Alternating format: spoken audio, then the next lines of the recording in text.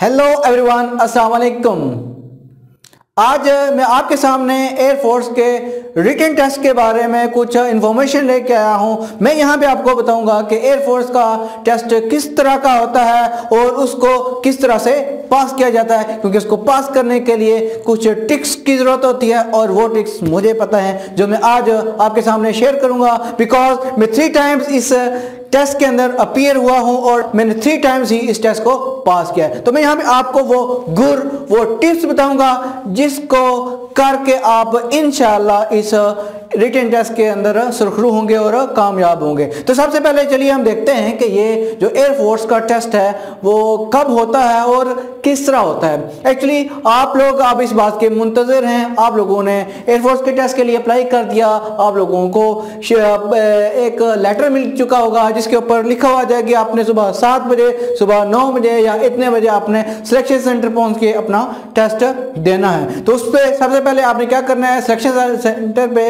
अपने टाइम से आधा घंटा पहले पहुंच जाना है, अपनी डॉक्यूमेंट्स की वेरिफिकेशन करानी है। वेरिफिकेशन के बाद आपको एक कंप्यूटर लैब के अंदर भेज दिया जाएगा जहां पे ये रिटन टेस्ट लिया जाता है। आप कंप्यूटर लैब में एंटर हो चुके हैं और यहाँ पे आपको हर तरफ कंप्यूटर ही कंप्यूटर नजर आ रहे हैं और कुछ जो पार्टिसिपेंट हैं वो पहले ही टेस्ट देने के लिए वहाँ पे बैठे हुए आपको नजर आ रहे होंगे। यहाँ पे मैं आपको सबसे पहला जो सबक देना चाहूँगा वो ये है कि आप यहाँ पे बिल्कुल रिलैक्स फील करें, क्योंकि ये टेस्ट कोई मुश्किल नहीं होता, बस थोड़े से ट्रिक्स की ज़रूरत होती है। बाकी नॉलेज आपके पास पहले वाला होता है, तो आप अगर अपने आप को रिलैक्स फील करेंगे तो तभी जाके ही आप इस टेस्ट को आसानी से क्लियर कर सकते हैं। तो जब भी आप लैब के अंदर इंटर होते हैं तो सबसे पहले जब आपको एक कंप्यूटर दिया जाता है, आपको एक पासवर्ड भी दिया जाता है, उस पासवर्ड को जब आप ओपन करते हैं तो मुख्तलिफ टेस्ट आपके स्टार्ट हो जाते हैं। याद रखें कि ये जो टेस्ट हैं ये 5 टेस्ट होते हैं। अगर आप इन 5 टेस्ट को पास करते हैं तो तभी आपका इसका रिटन टेस्ट क्लियर होता है। तो चलिए हम देखते हैं कि ये 5 टेस्ट कौन से हैं। तो पहले नंबर पे हमारे पास जो है वो इंटेलिजेंस टेस्ट है, मतलब जहानत का टेस्ट है। वो देखना चाहते हैं कि हम कितने ज़हीन हैं या हमारे अंदर कितनी शार्पनेस है या हम कितने जल्दी किसी बात को समझ सकते हैं। तो इसका बेसिक पर्पज़ ये था कि शार्पनेस, बिकॉज अगर आप एयरक्राफ्ट के ऊपर काम कर रहे हो बहुत सारे ऐसे एहसास मामलात होते हैं जहाँ पे आपने अपना डिसीजन देना होता है, आपने अपनी इंटेलिजेंस से शो करनी होती है। तो इसका बेसिक पर्पज़ ही यही है कि आपकी जो है ना वो शार्पनेस देखी जाए कि आप कहाँ पे किस बात को कैसे समझते हैं और आप कैसे डिसीजन लेते हैं। सबसे पहला टेस्ट जो है वो इंटेलिजेंस टेस्ट है, जिसके अंदर टोटल 100 क्वेश्चंस होते हैं। लेकिन इन 100 क्वेश्चंस को करने के लिए आपके पास टोटल 35 मिनट्स होते हैं। इट मींस के एक क्वेश्चन को सॉल्व करने के लिए आपके पास 27 से 28 सेकंड होते हैं। तो यहाँ पे आपने क्या करना होता है, सिर्फ इतने ही सेकंड्स के अंदर एक क्वेश्चन का जवाब देना होता है। तो पहला टेस्ट इंटेलिजेंस टेस्ट है जिसके 100 क्वेश्चन है, जिसके लिए टाइम 35 मिनट्स है। ये कभी कभी 40 मिनट्स भी दे देते हैं, लेकिन मोस्टली जो है ये 35 मिनट का टेस्ट होता है। जब हम इस टेस्ट के सिलेबस की बात करेंगे, ये टेस्ट कहाँ से आता है, तो मुख्तलिफ बाज़ारों में आपको मुख्तलिफ बुक्स दे दी जाती हैं कि जनाब आप इस बुक को पढ़ें तो जनाब आप क्लियर कर लेंगे। ऐसा कुछ नहीं है, ये एक ओपन सोर्स टेस्ट है। आप उन बुक्स से, आप इंटरनेट से आप जो है एक गाइडेंस ले सकते हैं, आप देख सकते हैं कि ये क्वेश्चन किस तरह के होते हैं, लेकिन आप ये क्लेम कभी नहीं कर सकते कि ये वाला जो टेस्ट था ये फलां बुक से आया था। एक्चुअली इनके जो टेस्ट होते हैं एक डेटाबेस होता है जिसके अंदर मुख्तलिफ हज़ारों की तादाद में जो है वो उनके पास क्वेश्चन पड़े हुए हैं, जहाँ से वो जो आपका जो टेस्ट है वो सिलेक्ट होके आता है। इवन के हर बंदे का एक दूसरे से टेस्ट जो होता है वो अलग होता है, क्योंकि क्वेश्चन बैंक जो पड़ा होता है उसके अंदर हज़ारों क्वेश्चन पड़े हुए हैं और वो मुख्तलिफ क्वेश्चन है। तो आपकी किस्मत है कि आपके पास है वो किस तरह के क्वेश्चन आ रहे हैं। तो पहला जो टेस्ट है इंटेलिजेंस टेस्ट है। जब आप इसको 35 मिनट्स के अंदर कर लेते हैं और जब आप इस टेस्ट को क्लोज करते हैं, आपके पास ऑप्शन होता है, अगर पहले करना चाहे हम पहले क्रॉस कर लें, लेकिन वैसे नौबत कम ही आती है कि आप जो ना 35 मिनट से पहले इस टेस्ट को कंप्लीट कर लें। जब आप इस टेस्ट को कर लेते हैं, एंड बटन दबाते हैं, तो एंड बटन के बाद आपके सामने जो है ना या तो ऐसे हंसता हुआ चेहरा नजर आता है या फिर ऐसे लटका हुआ चेहरा आपको नजर आता है। अगर वहां पे ग्रीन कलर की स्क्रीन नजर आती है तो वहां पे आपके लिए कांग्रेचुलेशंस लिखा हुआ होगा, और जब कांग्रेचुलेशंस लिखा हुआ होगा तो आप जो है वो नेक्स्ट टेस्ट के लिए क्वालिफाई कर लेंगे। यहाँ पे मेरे एक्सपीरियंस में मैंने जब भी देखा कि उस लैब के अंदर आपको 100 बंदे नज़र आते हैं, 100 बंदे अगर नज़र आ रहे हैं तो वहाँ पे जब इंटेलिजेंस टेस्ट ख़त्म होता है ना, तो वहाँ पे आपको ना सिर्फ 10 से 12 बंदे बैठे हुए नज़र आते हैं, और कभी कभी 10 भी नहीं होते। बाकी सारे जो हैं इस पहले टेस्ट के अंदर उड़ के जो है वो अपने अपने घरों को चले जाते हैं और बाय बाय उनका हो जाता है। चलो जी, जब आपने ये पहला टेस्ट पास कर लिया, ठीक है, जो कि इतना मुश्किल नहीं है, इसके बारे में आपको मैं बताऊंगा कि इसको किस ट्रिक्स के साथ पास करना है। तो पहला टेस्ट जब इंटेलिजेंस का आपका पास हो जाएगा तो उसके बाद आपका नेक्स्ट टेस्ट इंग्लिश का ओपन होगा। तो इस इंग्लिश के टेस्ट के अंदर आपके 50 क्वेश्चंस होते हैं, जबकि इस टेस्ट के लिए आपको 25 मिनट्स का टाइम दिया जाता है। और जहाँ तक इंग्लिश के सिलेबस की बात है तो इसका जो सिलेबस है वो जितनी भी ग्रामर है आपने मैट्रिक तक पढ़ी है, इवन एफएससी तक भी अगर आपने कुछ पढ़ा हुआ है तो आप जो है ना इस टेस्ट को आराम से कर सकते हैं, बशर्ते कि आपने ग्रामर पढ़ी थी। ग्रामर से मुराद ये है कि आपको आर्टिकल के बारे में पता होना चाहिए, आपको वर्ब का इस्तेमाल पता होना चाहिए, आपको एक्टिव पैसिव के बारे में पता होना चाहिए, आपको डायरेक्ट इनडायरेक्ट के बारे में पता होना चाहिए, आपको मे माइट कैन कुड का यूज पता होना चाहिए, आपको थोड़ा बहुत जो है वो एंटोनिम और सिनोनिम जिसको मतलब अल्फाज मानी और या मुतजाद कहा जाता है उनका आपको पता होना चाहिए। तो ये जो 50 क्वेश्चन होते हैं इन्हीं का मिक्सर होता है। अगर आपने मैट्रिक तक इंग्लिश को अच्छे तरीके से पढ़ा हुआ है तो आपके लिए ये टेस्ट मुश्किल नहीं है। याद रखें कभी कभी इसके अंदर प्रीपोजिशन का क्वेश्चन भी आ जाता है, कुछ प्रीपोजिशंस भी आ जाती हैं। तो मैट्रिक तक के जो अपने पढ़ी में वो अगर आप कर लेते हैं तो आपके लिए ये टेस्ट भी मुश्किल नहीं होता। मैं आपको बावर करा रहा हूं कि इस टेस्ट को अगर आप करने पे जाएंगे तो आपके लिए ये टेस्ट कोई मुश्किल नहीं होगा। चलें जनाब, आपने इंग्लिश का टेस्ट पास कर लिया, तो इंग्लिश का टेस्ट पास होने के बाद आप जो है अगर पास कर जाते हैं तो आप जो है ना अगले टेस्ट के अंदर इंटर हो जाते हैं। नहीं तो वहाँ पे आप उड़ के आ जाते हैं। ये याद रखें, जहाँ पे आप उड़ेंगे आप जो है वहाँ पे कंप्यूटर को छोड़ेंगे, क्योंकि उससे आगे वो टेस्ट खुलेगा नहीं।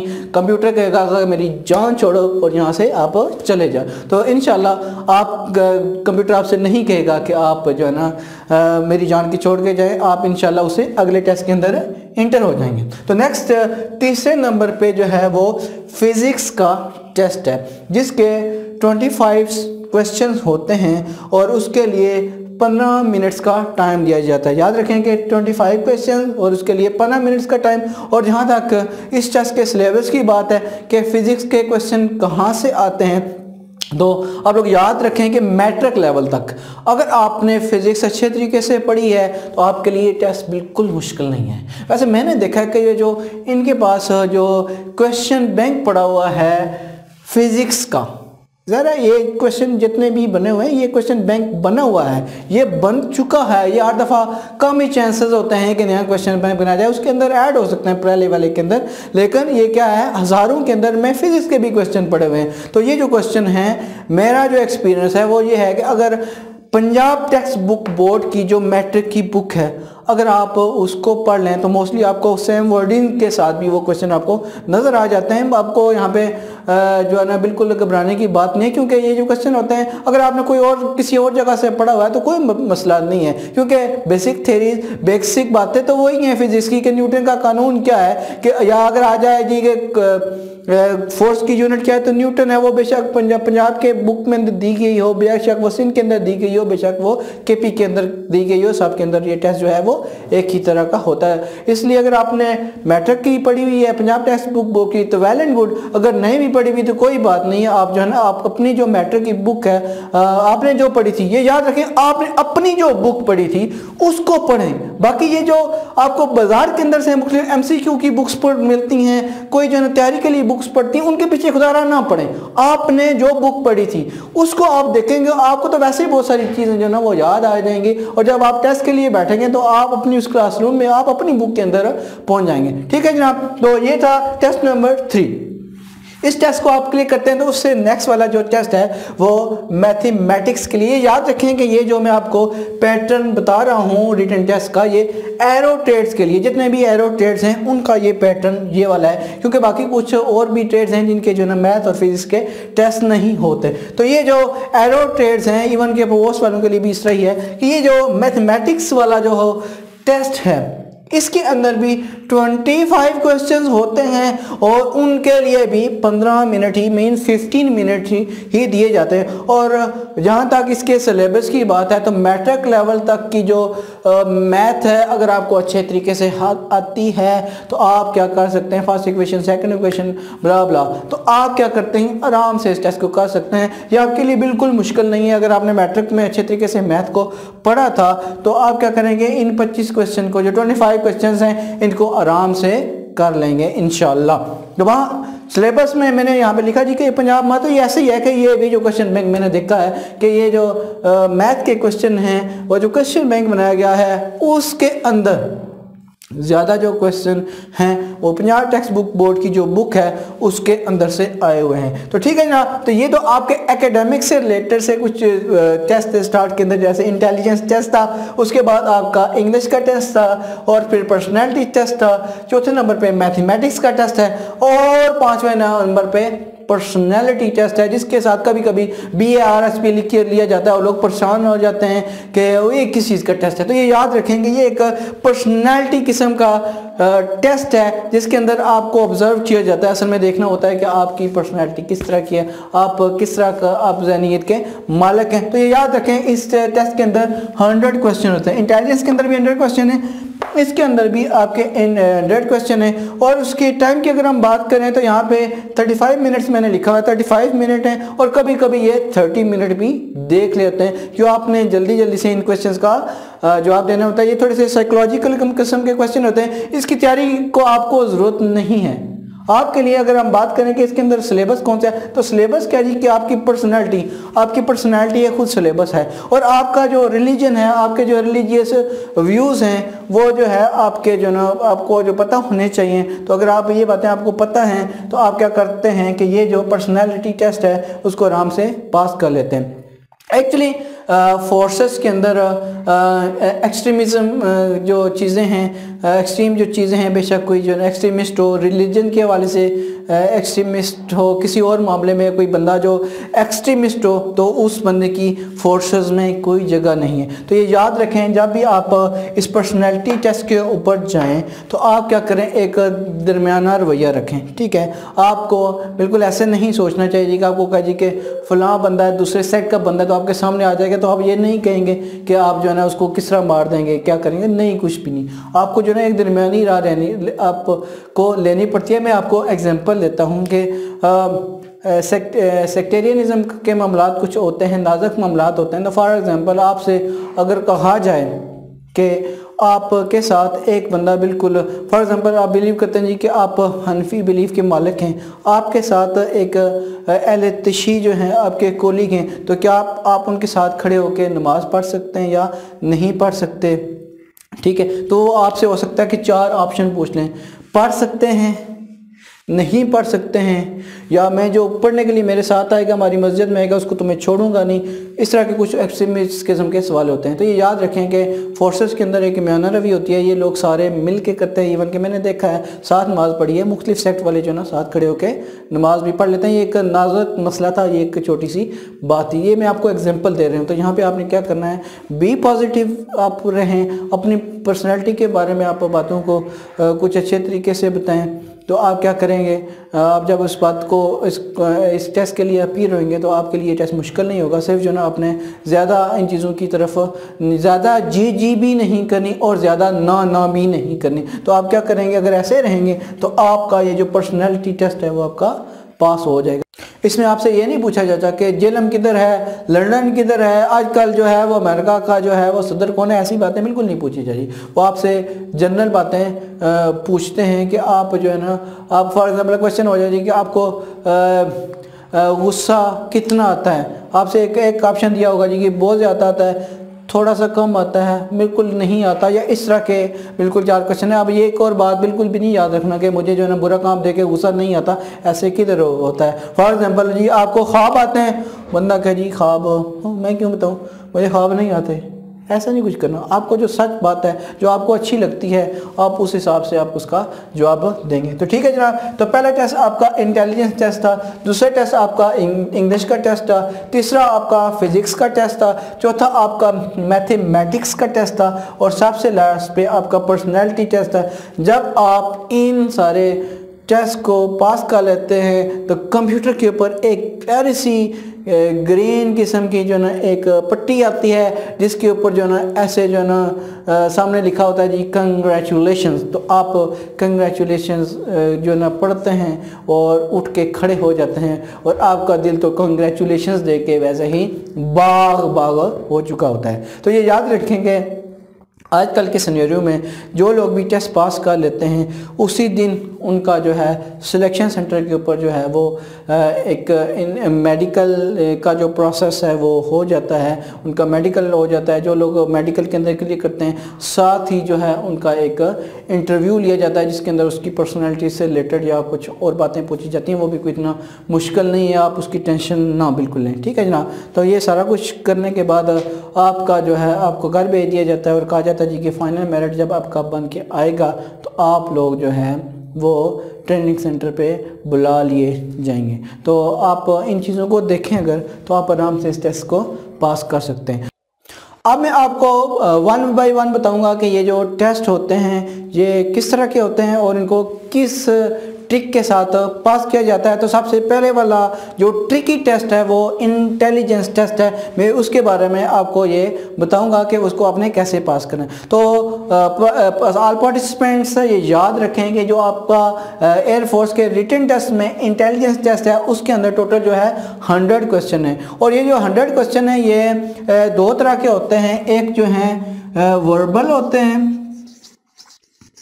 और दूसरे जो हैं आपके नॉन वर्बल होते हैं। इसके बारे में आपको मैं क्लियर करता हूं कि वर्बल क्या होते हैं। और मोस्टली ये होता है कि आपके जो है ना 50 जो है वो क्वेश्चन जो है वो वर्बल क्वेश्चंस होते हैं और 50 जो है आपके नॉन वर्बल क्वेश्चंस होते हैं। और ये याद रखें कि ये ज़रूरी नहीं है कि टेस्ट के अंदर आपके जो 100 क्वेश्चन है उसमें से पहले वाले जो है ना 50 जो है ना वर्बल होंगे और अगले वाले नॉन वर्बल होंगे। ये मिक्स भी हो सकते हैं और कभी कभी ये हो सकता है कि पहले 50 क्वेश्चन आपके वर्बल हैं और दूसरे जो है ना नॉन वर्बल हैं। अब मैं आपको ये क्लियर करूँगा कि आपके ये वर्बल क्वेश्चन क्या होते हैं और नॉन वर्बल क्वेश्चन क्या होते हैं। वर्बल क्वेश्चन ऐसे क्वेश्चन होते हैं कि आपको नॉर्मली चीज़ों का कोई ना कोई मैथ का कोई क्वेश्चन हो सकता है, क्विक मैथ का क्वेश्चन हो सकता है, नॉर्मली आपके जनरल नॉलेज का कोई क्वेश्चन हो सकता है, आपके कॉन्सेप्ट्स के बारे में कोई क्वेश्चन हो सकता है।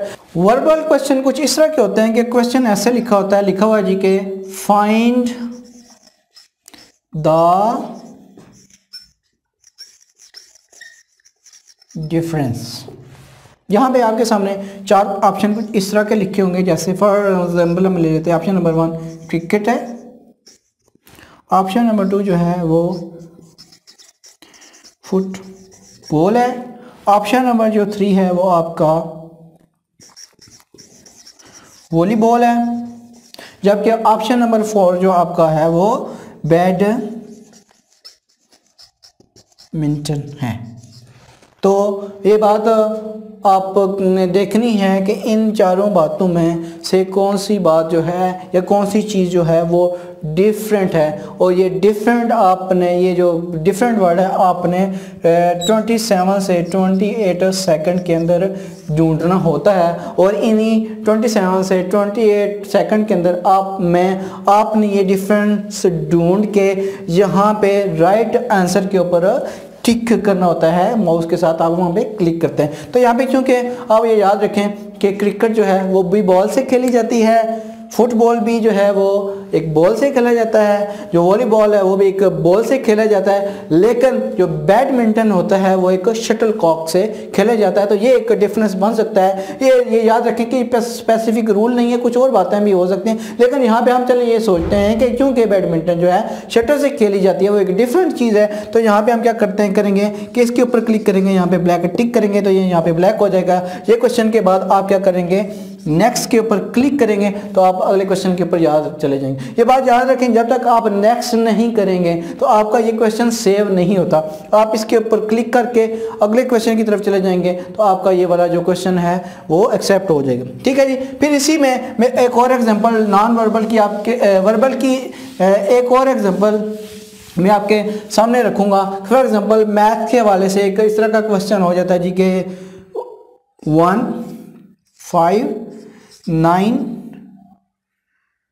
13, हाँ जी, आपका जी नहीं नेक्स्ट आगे जो ना आपका जवाब कौन होगा। तो ऑप्शन कुछ भी हो सकते हैं, ऑप्शन आपके पास 4 होंगे। उसके अंदर फॉर एग्जांपल लिखा हो जाए जी के 10 है जी, 11 है, 17 है, 19 है। तो आपने ये बताना है कि इसमें से जो राइट ऑप्शन है वो कौन सी है। तो एक्चुअली ये है कि आप अगर आप देखें तो यहाँ पे 1 से 5 तक के दरमियान 4 का डिफरेंस है, 5 से 9 के दरमियान भी 4 का डिफरेंस है, 9 से 13 के दरमियान भी 4 का डिफरेंस है। तो इसी तरह अगर हम इसी सीक्वेंस से जाएंगे तो जो नेक्स्ट वाला वर्ड होगा उसके अंदर भी जो है वो 4 का डिफरेंस होगा। अगर हम 4 का डिफरेंस आगे डाल लें तो अगला जो हमारा वर्ड होगा वो 17 होगा और हमारा ऑप्शन नंबर ये जो सी वाला है वो ठीक होगा। यहाँ पे हम क्लिक करेंगे और हम जो है अगले क्वेश्चन की तरफ चले जाएंगे। तो नॉन वर्बल जो वर्बल किस्म के जो टेस्ट हैं वो इसी तरह के होते हैं। इस तरह के आप टेस्ट के बारे में नेट के ऊपर से भी देख सकते हैं या आपके पास कोई भी जो बुक होगी आप उसमें से भी देख सकते हैं। जहाँ तक नॉन वर्बल टेस्ट की बात है तो वो कुछ नॉर्मली जो है ना दो उसमें भी 2 तरह के क्वेश्चन होते हैं। पहले जो क्वेश्चन होते हैं वो ये है कि फॉर एग्जाम्पल कि आपके पास ये जो है ब्लॉक्स बने हुए हैं, ये जो ना आपके पास 4 ब्लॉक्स बने हुए हैं। यहाँ पे क्या बताया जा रहा है जी कि पहले ब्लॉक्स के अंदर यहाँ पे निशान लगा हुआ है, ठीक है जी। दूसरे ब्लॉक के अंदर जनाब यहाँ पे निशान लगा हुआ है, तीसरे ब्लॉक के अंदर यहाँ पे निशान लगा है। तो ये जो चौथा ब्लॉक है इसका निशान आपका कहाँ पे होना चाहिए। तो आपके पास 4 ऑप्शन होंगे, कोई भी जो है ना आप आंसर के अंदर भी आपके जो है ना वो 4 इसी तरह के डब्बे बने हो सकते हैं। उन डब्बों के अंदर क्या होगा कि फॉर एग्जांपल हो सकता है कि किसी का फिर यहाँ पे लगा हुआ हो, किसी का यहाँ पे लगा हो, किसी का यहाँ पे भी लगा हो और यहाँ पे भी लगा हो, और चौथा ऑप्शन ये हो सकता है कि यहाँ पे भी लगा हो और यहाँ पे भी लगा हो।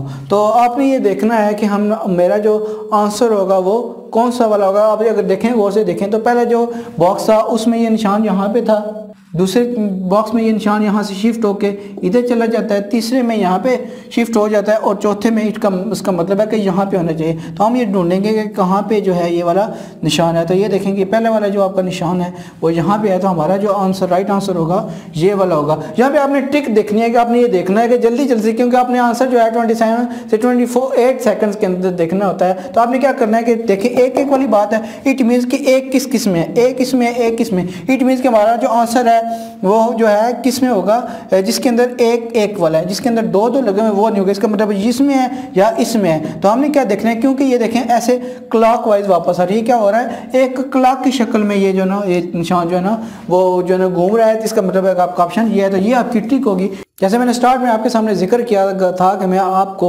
इस इंटेलिजेंस टेस्ट को पास करने की ट्रिक बताऊंगा। तो अगर आप मेरी इस बताई हुई ट्रिक के ऊपर आप अमल करेंगे तो इंशाल्लाह आप इस टेस्ट को आराम से कर लेंगे और आप इस टेस्ट से हंसते मुस्कुराते जो ना आप निकलेंगे। तो इसके लिए मैं आपको एक तरीकाकार बताता हूँ कि आपने इस टेस्ट की तैयारी कैसे करनी है। आपको कहीं भी अकेडमी में या कहीं और जाने की ज़रूरत नहीं है, आप घर बैठे आराम से इसकी तैयारी कर सकते हैं, बशर्ते कि आप कमिटेड हों, आप इस टेस्ट को पास करना चाहते हो। तो आप क्या करेंगे कि आपके पास कोई ना कोई बुक होगी जिसके अंदर टेस्ट लिए गए होंगे। फॉर एग्जांपल हम लेते हैं इंटेलिजेंस टेस्ट की एग्जांपल, जिसके अंदर 100 क्वेश्चंस होते हैं। तो आपने क्या करना है, अपनी कॉपी के ऊपर ऐसे 1 2 3 4 फॉर एग्जांपल आप क्या करते हैं 5 6 7 8 9 10, इसी तरह करते करते आप क्या करते हैं 91 92 93 94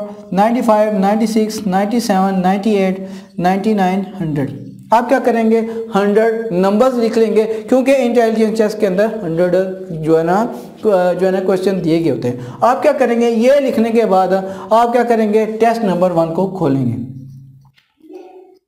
टेस्ट नंबर 1 आपने टेस्ट नंबर 1 खोला, उसके अंदर आपने देखा कि 100 क्वेश्चन हैं, कुछ उसमें से वर्बल क्वेश्चन हैं और कुछ जो है ना नॉन वर्बल क्वेश्चन हैं। आपने करना ऐसा है कि अपने पास एक स्टॉप वॉच रख लेनी है, मोबाइल के अंदर मौजूद है, या अपनी जो है ना वो घड़ी रख लेनी है, वहाँ पे अपने टाइम देखा, फॉर एग्जांपल आपने देखा जी कि अभी जो है ना 2 o'clock हुआ है, तो आपने वो टाइम बेशक अपने पास वो वहीं पे टेस्ट के साथ आप लिख लें जी कि 2 o'clock आपके हो चुके हैं।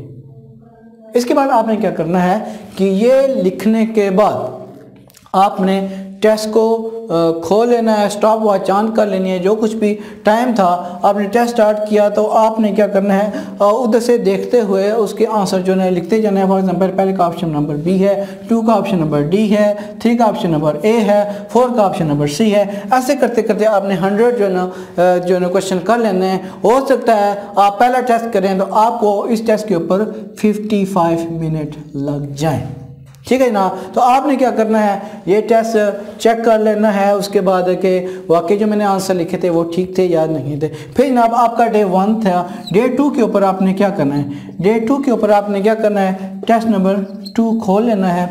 टेस्ट नंबर 2 का जो है ना आपका इसी तरह इसकी एक शीट बनानी है जिसके ऊपर 100 जो है ना आपने नंबर लिखे हुए हैं। बेशक कार्बन पेपर से आप एक ही दफ़ा लिख लें या एक दफ़ा लिख के उनकी फ़ोटो कॉपीज़ करा लें, अपने सामने इसी तरह लिख लें, क्योंकि टेस्ट के दौरान आपको नंबर ना लिखने पड़े, क्योंकि आपने सिर्फ उस दौरान में आंसर लिखना होता है। हो सकता है डे 2 के ऊपर जो टेस्ट है आप उसके ऊपर जो है ना वो 50 मिनट लगाएं, डे 3 के ऊपर आप जो है ना फिर 50 लगाएं, डे 4 के ऊपर हो सकता है आप 45 पे आ जाएं। इसी तरह करते करते ग्रेजुअली आप जो है ना 35 के ऊपर आ जाएंगे, बल्कि 35 से नीचे भी अगर आप आते हैं तो बेशक कर लें। इसी तरह की आप जो है ना डेली प्रैक्टिस करें। बेशक आपके टेस्ट में अभी 20 दिन रहते हैं, 25 दिन रहते हैं या उससे ज़्यादा दिन रहते हैं, तो आप क्या करें ये कि डेली जो है ना इसी तरह की इंटेलिजेंस टेस्ट की प्रैक्टिस अगर आप करेंगे तो आप क्या कर लेंगे, आप इस टेस्ट को आराम से कर सकते हैं। क्योंकि ये याद रखें कि ये जो इंटेलिजेंस टेस्ट है ये टाइम की गेम है। अगर आपने इस टाइम को अच्छे तरीके से मैनेज कर लिया तो फिर आप जो है ना इस टेस्ट से कभी भी फेल नहीं होंगे। आपको इस टाइम को मैनेज करना है, क्योंकि ये क्वेश्चन बिल्कुल मुश्किल नहीं है, ये आसान से क्वेश्चन है। जैसे मैंने 1-2 आपको एग्जांपल बताई हैं, ये बातें आपको नॉर्मली पता होती हैं, सिर्फ सोचते हुए नॉर्मली हम जो है होता है कि उसके ऊपर ज़्यादा टाइम लगा देते हैं। मैं आपको एक बात बताता चलूँ कि आप प्रैक्टिकल लाइफ में आप कुरान मजीद की तिलावत करते होंगे, तो अगर आप कुरान मजीद की डेली रेगुलरली जो है वो तिलावत करते हैं, आपको एक पारा पढ़ना पड़ जाए तो हो सकता है कि आप वो पारा जो है वो 15 से 20 मिनट में पढ़ लें।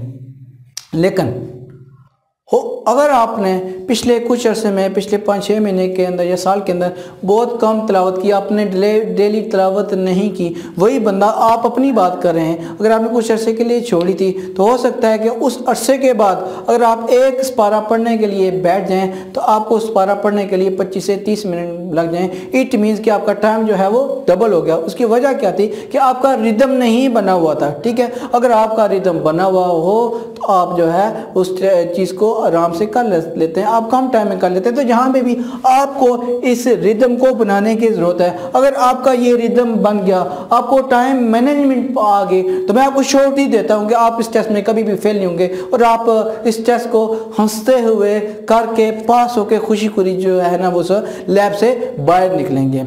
इसी तरह फिज़िक्स, मैथ और इंग्लिश के भी जो टेस्ट हैं आप उसकी भी प्रैक्टिस करें। ये याद रखें कि more you sweat in peace less you bleed in war. अगर आप घर बैठ के ज़्यादा प्रैक्टिस करेंगे तो तभी जाके आप जो है ना वो कामयाब होंगे। जैसे आपको क्रिकेट में या किसी भी कंपटीशन में जाने के लिए पहले अच्छी प्रैक्टिस की ज़रूरत होती है। जो लोग प्रैक्टिस नहीं करते वो जो है कभी भी कामयाब नहीं होते। तो आपको वहाँ पर घर में पसीना बहाना पड़ेगा, आपको प्रैक्टिस करनी पड़ेगी, आपको कमिटेड होना पड़ेगा। अगर आप कमिटेड नहीं हैं तो फिर आप इस टेस्ट को पास नहीं कर सकते। मैं उम्मीद करता हूँ कि ये जो कुछ टिप्स मैंने आपको बताई हैं आप उसके ऊपर अमल करके जो ना इंशाल्लाह आप टेस्ट को पास करेंगे और पाकिस्तान एयरफोर्स के अंदर इनरोल होके अपना मुल्क कौम की खिदमत करेंगे और अपना अच्छा सा फ्यूचर बताएंगे। मैं जो आपको टिप्स बताई थी मैं दोबारा रिपीट कर देता हूँ कि अगर घर की टेस्ट की तैयारी की बात है तो आपने ऐसे करना है कि अपने सामने एक शीट बना लेनी है, 100 क्वेश्चन रख लेने हैं, टाइम नोट करना है, पहले टेस्ट का, दूसरे दिन का, तीसरे दिन का, आपने उस टाइम को नीचे लेके आना है। फिर जब आप टेस्ट के लिए इंटर हो गए तो रिलैक्स होके जाए। इंटर हुए आप लैब के अंदर, आपने टेस्ट में सबसे पहले एक स्लेट के ऊपर मैंने आपको कहा था मार्कर से ABC 1 2 3 लिख लेना है, ठीक है। आपने लिख के ही अपने पास रख लिया। फिर उसके बाद जैसे ही आपका टेस्ट स्टार्ट होगा तो आपने क्या करना है, टाइम बिल्कुल ज़ाया नहीं करना। अगर आपने क्वेश्चन नंबर 1 देखा, आपने उसके ऊपर 15 मिनट सोच लिया कि इसका ऑप्शन A है, B है, C है, फिर आपने कहा जी नहीं अभी मुझे कंफर्म नहीं है, मैं दोबारा इसके ऊपर रहूँगा। दोबारा आप आ सकते हैं लेकिन आपके पास टाइम नहीं होता। तो मैं आपको ये एडवाइस करता हूँ कि आपने वहाँ पे जो भी सूटेबल आपको लगे आप वहाँ पे क्लिक करें और वहाँ से आगे निकल जाएं, तो तभी जाके आप क्या करेंगे, इस टेस्ट को आराम से टाइम के अंदर कंप्लीट कर लेंगे। ये मेरा 3 टाइम्स का एक्सपीरियंस है और मैंने 3 टाइम्स ही ऐसे किया है और अल्हम्दुलिल्लाह मैंने 3 टाइम्स इस टेस्ट को पास कर लिया। मैंने कभी नहीं किया जी कि अभी इसको छोड़ के जाता हूँ फिर वापस आऊँगा तो फिर इसको देखूंगा, क्योंकि मुझे पता है कि वापस आके टाइम आपके पास होता ही नहीं है। आपके पास एक क्वेश्चन के लिए टाइम ही जो है वो 27 से 28 सेकंड का होता है और उसमें से भी अगर आपने पहले ही दफ़ा उसके ऊपर 15 सेकंड लगाए थे सोचने के लिए, तो इससे काफ़ी सारे क्वेश्चन के ऊपर आपने ये कुछ काम कर दिया तो आपके तो क्वेश्चन बहुत सारे रह जाएंगे। तो ये याद रखें कि आपने अपने टाइम की मेहनत करनी है। तो अल्लाह ताला आपकी मदद करे। अल्लाह निगहबान।